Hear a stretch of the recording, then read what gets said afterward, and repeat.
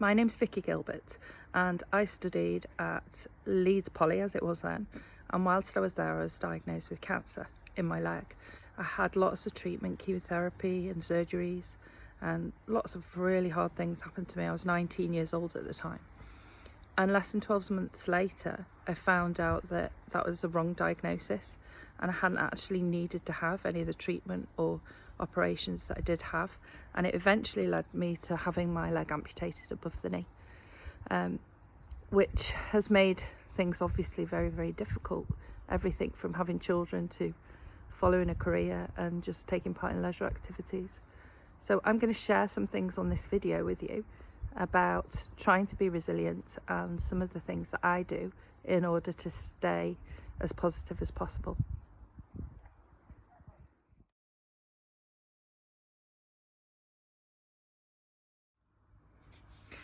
People often say to me, oh, you have really bad luck, you know, everything always happens to you and your family. But what I've come to realise is maybe that's just what we call life, and some people have harder things happen to them than others, and some people go through life without really difficult things happening. But it's all relative again. You know, what's difficult for you may be easy to cope with for somebody else. So one of the really important things that I always try and work with people, and particularly my students, is to work in a growth mindset way. And this means not having a fixed mindset, so not thinking I'm rubbish at that and leaving it at that, because there's nowhere to go really. And like I've already said, it's about learning from things and moving on. So a growth mindset is where you would say, okay, so maybe I didn't do that very well. What can I change? What can I develop in terms of to do it better in the future? And examining things, for example, that you've got better at, that you're good at, you know, and what is it that helped you improve?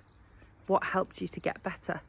You know, what did you do, and what things were easy, what things are difficult? So it's important to examine where you're at and what things have happened in the past.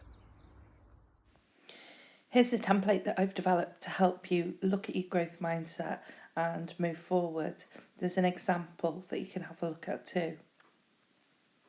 I received some very difficult news at the end of 2016. I was diagnosed with aggressive stage 3 breast cancer. They said to me it could possibly have been caused by the chemotherapy that I had for my leg, which of course I didn't need. So I then underwent nearly a year of really intense treatment, including chemotherapy, drastic surgeries, and then radiotherapy.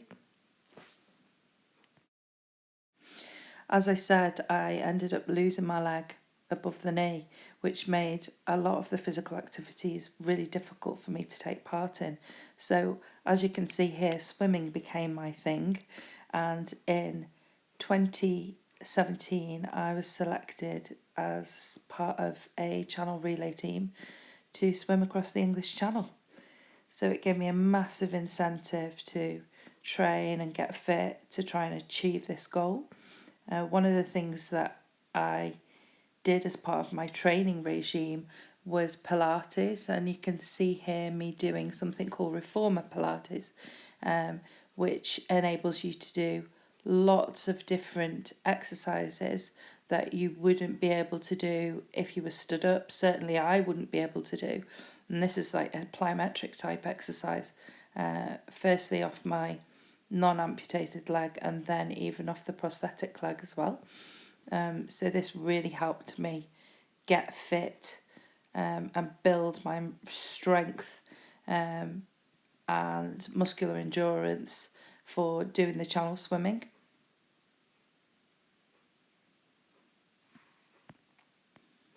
One of the things we had to do in order to qualify to actually swim the channel relay was to do a 2-hour swim session in water no warmer than 14 degrees. So you can see a little video next of me starting to do that. Then you'll see some footage of us out in the English Channel taking part in our swim in August 2018, and some of the things that we got up to and the experiences that we had. Hi, well it's day 6 of On the Run of my swims, and I'm just going in now and I'm going to attempt to do the 2 hours, so break the 5k mark and do the 2 hours, so we'll see you later. Just see some in the water. You can see it's still quite rough out here, not unexpected, but quite rough, and the boat's swinging from side to side. A couple of people sleeping, and Sam's got the lights on now in the sea.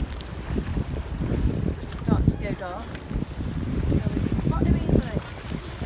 I'm a bit jealous of those on that ferry over there, all the nice lights in the cafe. We'll check in again later.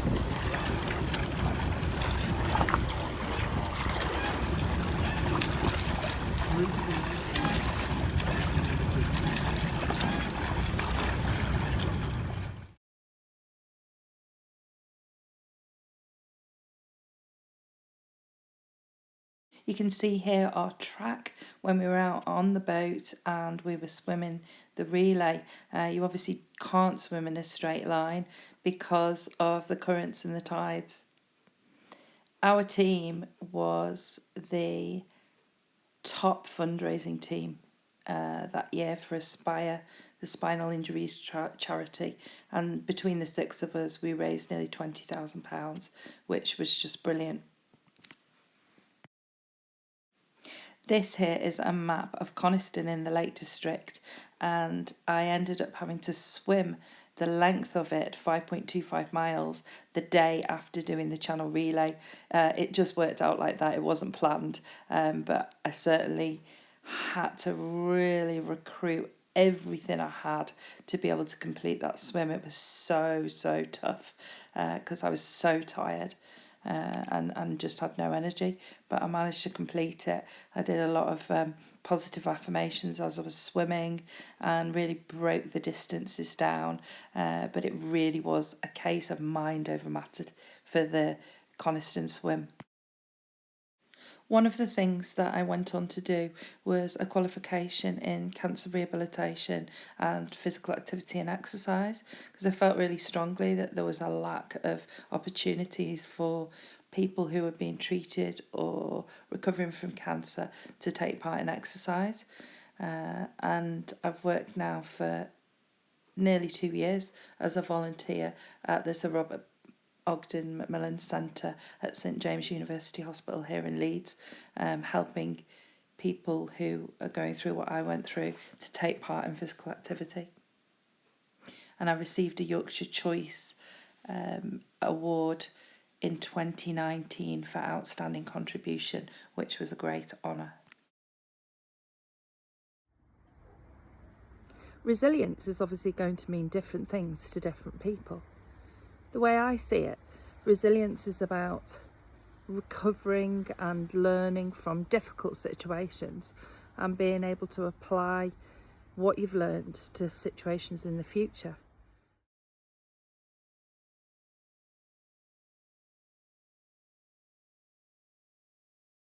As I've already explained, swimming now is my absolute go-to physical activity, because when I'm in the water I feel like I'm not restricted at all. In the lockdown, I even built a pool in the back garden, and you can see here me tethered and swimming on the spot, and it worked really well when all the pools were shut. I also swim outside in lakes and rivers and love swimming in the sea as well. And this winter I'm taking part in an initiative called Swim Yourself Happy, which is something to focus on, and again another goal to do at least 2 swims a week. Hi everyone, can't say I'm looking my best right now, but as you already know from this video, one of my passions is physical activity. It's partly my job and also one of my hobbies as well. But also one of the main reasons is that it makes me feel better. With the disability that I have, losing my leg, it makes it very difficult to do a lot of particular physical activities. So my big one is swimming. I swam a 6-person channel relay in 2017, and I'm set to swim in a 2-person relay in 2021. So I'm busy training for that. I've always got frustrated with my limitations whilst doing physical activity. Obviously with above knee amputation, it makes things really difficult. But what I'm trying to do now is embrace what I can do. And one of the things I really enjoy doing is cycling, particularly spinning. I've done spin classes for a while. Often though, my leg gets really sore because I wear the prosthetic. It comes up really high, virtually to my groin. I get sores there. And so I thought, well, a good friend of mine who was a Paralympic cyclist, Sally Hurst, she inspired me really to cycle just with the one leg. It's really difficult because it's a balancing act. If I do it too much, I get shin splints in the remaining leg, I get a sore knee. So I can't do it as often as I'd like, but when I do it, I really enjoy it. So often I just pick a spin class off YouTube, 30 minutes, I bought a second-hand spin bike, and off I go. So I'll just show you here. You can probably see I'm sat on the bike here, and you can see there's my left leg, which I put into the pedals like so to cycle, and then my right leg is just here. I don't find it hard to balance, but maybe that's because I've been an amputee now for over 20 years. So that's basically how I cycle one-legged. Sometimes I find this like joining in just because it's natural to do so. So in terms of the biking, one of the main benefits I find is, especially when I'm feeling low, is the release of adrenaline, endorphins, the chemical that makes you feel better. And this is my challenge. So we all know and are all told that physical activity makes us feel better. But often if you're feeling low, you don't feel like doing physical activity. But one of the things that you need to remember is that you don't have to jump on a bike, dive in a pool or the English Channel. Set yourself a goal, whether that's that you drive to work, maybe think about walking once a week if it's possible, or if you park your car at the station or near the bus stop or whatever it is, and you just make a slight change and you decide to walk instead. You take the stairs instead of the lift. Set yourself some achievable, measurable goals that once you achieve them, you'll feel better. Once you get your heart rate up a bit, you feel like you've done some physical activity, that mentally it will make you feel good. Whether that's walking to the corner shop instead of driving, just pick something that's right for you. And physical activity, if we look at the most recent guidelines from the chief medical officers, the recommendation still as an adult is to do 150 minutes moderate physical activity every week, which sounds an awful lot, and you can just tell people groaning and thinking, how on earth am I going to do that? And very much it used to be thought that you have to do 30 minutes a day, or 20 minutes a day. Well, the most recent research and guidance is that any amount of physical activity, even under 10-minute bouts, contributes to that 150 minutes. So if you walk to the bus stop and back every single day, you will build up that physical activity. Just try and walk a little bit faster so you feel a bit warmer, your heart rate gets up a little bit more. It doesn't have to be going to a gym, going to a leisure centre, joining a running club. It doesn't have to be any of those things. All things like vigorous sort of house cleaning, mopping, digging in the garden, all those sorts of things contribute. So if you don't have time, there's no excuse either, because you can, while the kettle's boiling, you can march on the spot or jog on the spot for that time. And if you do that, say if it takes 3 or 4 minutes for it to boil, and you do that, make a cup of tea 5 times a day, you're already building up the amount of time. And the huge further reaching benefits of physical activity you will benefit from physically, mentally. So I can't recommend more that you find something that works for you and gives you that feel good factor and makes you feel better.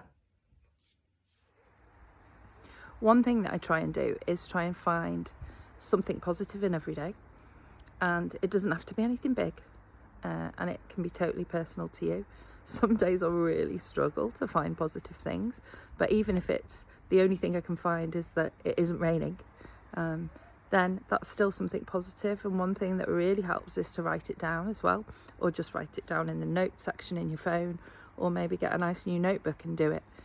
So that even though negatives are happening to you, or you perceive negative things happening to you, try and find some positives. And I try to aim for 3 positives every day. Don't always get that, but give it a go. And some people call them the 3 gratitudes, and keep a gratitude journal. This is the new Carnegie School of Sport building on the Beckett Park campus of Leeds Beckett University. It's very impressive, as you can see.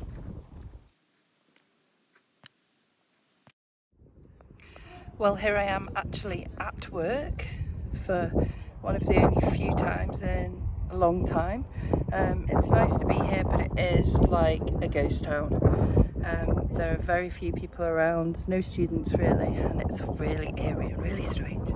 As this video I'm doing is about resilience, it's probably appropriate to mention that this is probably one of the most difficult times we've had as a country, as a world, as a university.